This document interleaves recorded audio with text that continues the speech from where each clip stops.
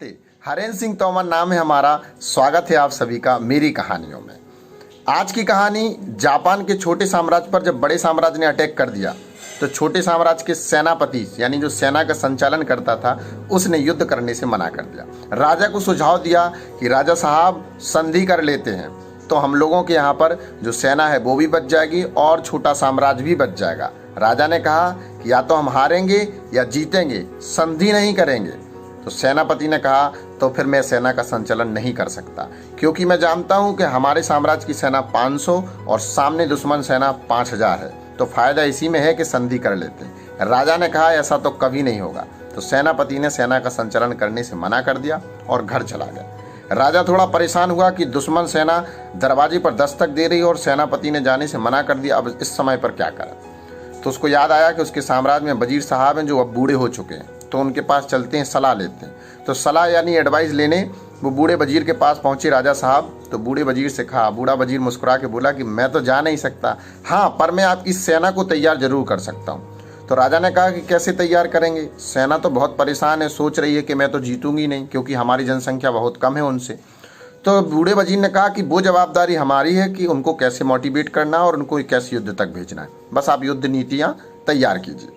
तो वजीर साहब ने क्या किया कि सेना के पास पहुंचे और सेना से कहा कि हमें युद्ध पर चलना है। सेना ने जाने से मना कर दिया, बोले मैं भी यही चाहता हूं कि हमें युद्ध पे ना जाना पड़े, इसीलिए मैंने एक तरकीब निकाली है कि हमारे यहाँ पर जो प्रसिद्ध देवता का मंदिर है, पहले हम लोग वहाँ चलेंगे और देवता से पूछेंगे कि क्या हमें युद्ध करना चाहिए। अगर देवता हाँ कहते हैं तो हम युद्ध करेंगे और ना कहते हैं तो नहीं करेंगे, सिंपल सा है। तो सेना सब लोग मान गई, पर सेना में एक चतुर व्यक्ति था।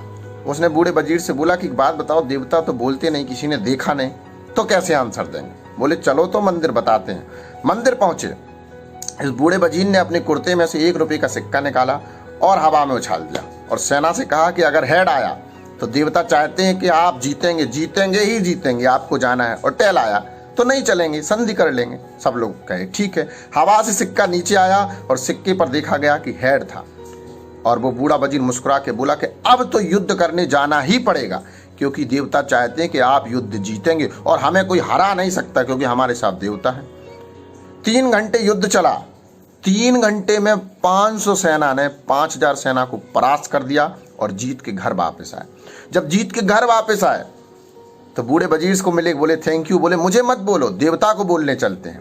और जब देवता को थैंक यू बोलने जाते हैं तो वजीर फिर अपने जेब से वो सिक्का निकालता है और सेना को संबोधित करता है कि सिक्के के दोनों पहलू में हेड ही था, टेल था ही नहीं। सब लोग चौंक गए। तो उसने जवाब दिया कि मन का विश्वास है जो आपको जीतने पर और हारने पर मजबूर कर देता है। ये आपके मन में मैंने डाल दिया था, आपके दिमाग में मैंने डाल दिया था कि देवता आपके साथ हैं, आपको कोई हरा नहीं सकता। आपका हमने मोटिवेशन लेवल वहाँ तक बढ़ा दिया था जहाँ तक डिमोटिवेशन पहुँच ही नहीं सकता था।